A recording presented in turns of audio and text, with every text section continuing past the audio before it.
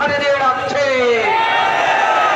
এই ঘটনাটি যেই পূর্বাভাসটি দিয়েছিলেন আজ থেকে 15 বছর পূর্বে মরহুম আল্লামা দেলোয়ার হোসেন সাঈদী সাহেব, আজকে সেই পতাকার পথ-প্রদর্শনের সময় এসেছে।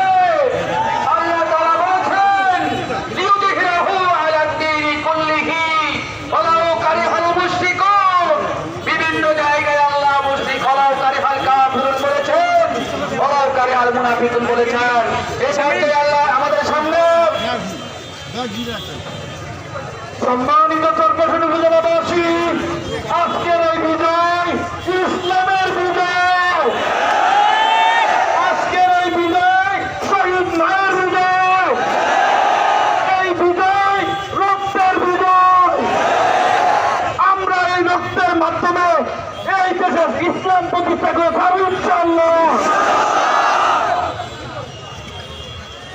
সম্মানিত উপস্থিতি, এ পর্যায়ে পবিত্র কুরআন থেকে তেলাওয়াত করবেন মাওলানা মাহফুজুর রহমান।